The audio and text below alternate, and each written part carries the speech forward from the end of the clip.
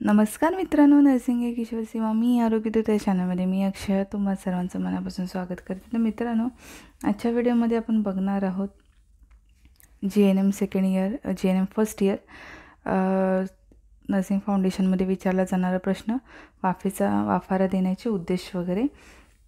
तर ते आपण बघणार. दुसरा प्रश्न आहे, रुग्णालयात आता वाफाराचे पण प्रकार असतात.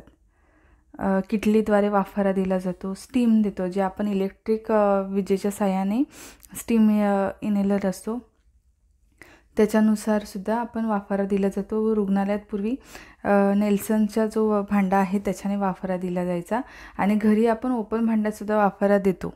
तर घरची पद्धत वेगळी. आपल्याला हॉस्पिटल रिलेटेड प्रश्न विचारला तर सगळ्यात महत्त्वाचं म्हणजे मी तर नेल्सनचा जो भांड्याचा वाफारा आहे त्याच्या हिशोबाने तुम्हाला किंवा त्याची पद्धत तुम्हाला सांगणार आहे वाफेचा वाफारा देण्यासाठी. तर त्याच्याशी बघा, वाफेचा वाफारा देण्याचे उद्देश, रुग्णालयात नेल्सनच्या भांड्याने वाफारा देणे, त्याच्यासाठी लागणारं साहित्य आणि मग कृती, एवढं तुम्हाला सांगणार आहे.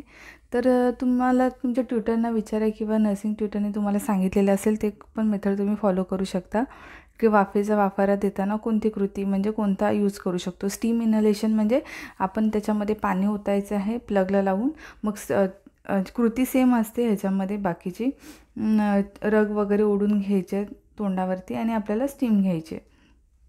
तर ह्याच्यामध्ये काही जे स्टीम इनहेलेशन असतात, जे भांडे असतात त्याच्यामध्ये काही आपल्याला बेन्झोइन किंवा हे टाकण्यासाठी बंदी आहे.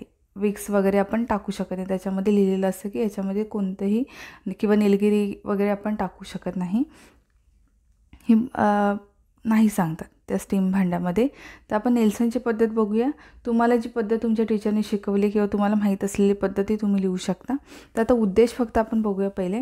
तर वाफेचा वाफारा देण्याचे उद्देश काय आहेत, तर पहिला आहे दमट श्वसन उपचार, सर्दी, पडसे, श्वसन मार्गाचा दाह म्हणजे घसा, नाक, स्वरयंत्र, श्वासनलिका, श्वास, नाड्या, फुफ्फुसे, वायुकोश यांचा दाह जर झाला असेल तर घटसर्प, फुफ्फुसांचा क्षय, न्यूमोनिया, फुफ्फुसात गळू झालेले असणे, ह्या सर्व आजारात करतात.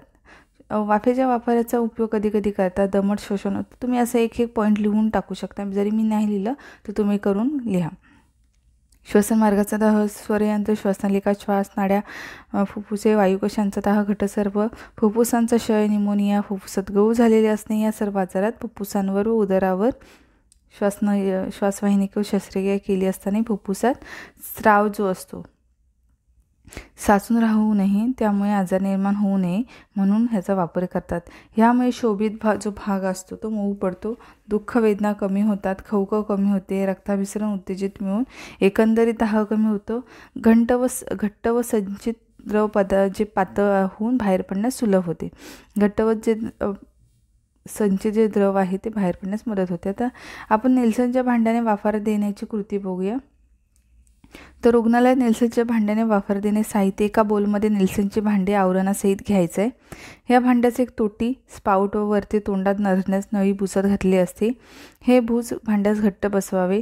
तोंडात धरण्याची नळी, माउथ पीस, ही दरवेळी उकळून घेणे आवश्यक आहे. तोंडात घालण्याची नळी ही उकळून घ्यायची आहे. फार आजारी रोग्यास ह्या नळीलाच मोठी रबरी नळी लावली जाते. तोटीच्या खालच्या टोकापर्यंत पाणी घ्यावे आणि तोटीचं खालचं टोक आहे तोपर्यंत पाणी घ्यायचं आहे. त्याच्यानंतर ते साधारण 1 पॉईंट किंवा मोठ्या 2 पॉईंट असते. ते 1 पॉईंट किंवा मोठ्या भांड्यात 2 पॉईंट असते. पाणी हवामानाप्रमाणे उकळते. थंड हवामान असेल तर उकळते. पाणी घ्यायचं हवामानाप्रमाणे. थंड हवामान असेल तर उकळते किंवा गरम 150 फॅरेनहीट ते 180 फॅरेनहीट इतके घ्यावे. लोशन तापमापक घ्यावा. तो नसेल तर अंदाजे पाणी घ्यावे, म्हणजे ते पाणी उकळते घ्यावे, उरलेले किंवा गार पाणी घ्यावे. उकळते पाणी, थंड पाणी, पाईंट, मेजर, डॅम, ग्लास, टिंक्चर, बेंजॉईनची बाटली, स्पिरिटची बाटली, काडी गोलक, किडनी ट्रे रोगाजवळ, शय्या, मेज, थुंकीची भांडी अशी तयारी ठेवावी. चादर किंवा हलका रग जवळ, रंग झाला इथे रग आहे म्हणजे आपण ती बोलतो ना कांबळी वगैरे रग टाईप असते ती जवळ ठेवायची आहे. ब्लँकेट म्हणजे त्या टाईपमध्ये तसं रग तो. तर ह्या गोष्टी आपल्याला साहित्यामध्ये घ्यायच्या आहेत.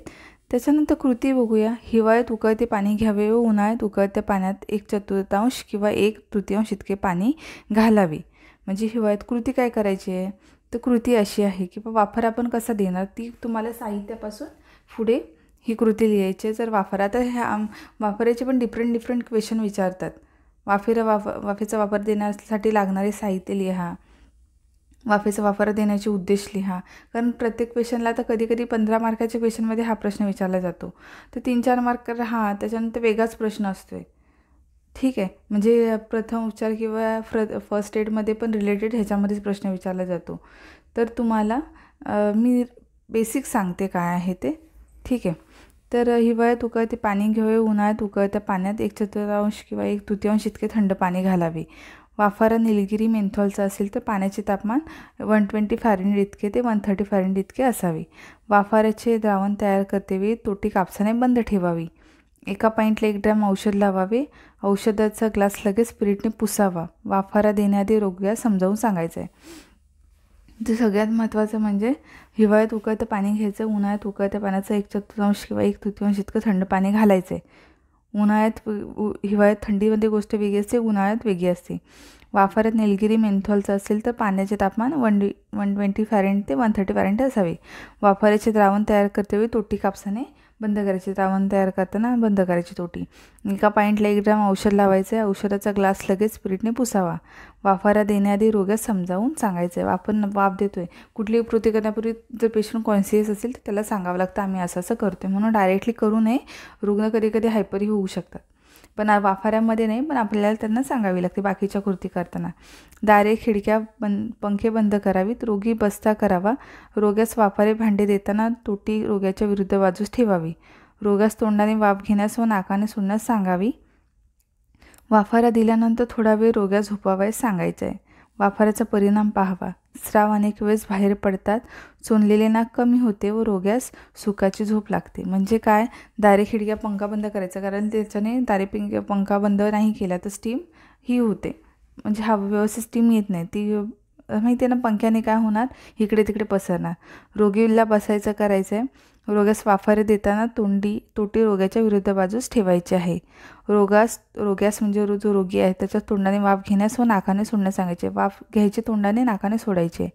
वाफारा दिल्यानंतर थोड्या वेळ रोग्यास आरामात झोपायला सांगायचं आपल्याला वाफ घेतल्यानंतर.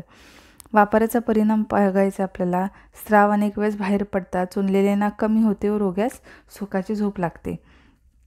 हिवाळ्यात वाफारा देताना डोक्यावर पांघरून घेतल्याने एकाच वेळी थंडी व उष्णता लागत नाही. हिवाळ्यात वाफारा घेताना डोक्यावर पांघरून घेतल्यावर काय होतं, थंडी व उष्णता एकाच वेळी लागत नाही.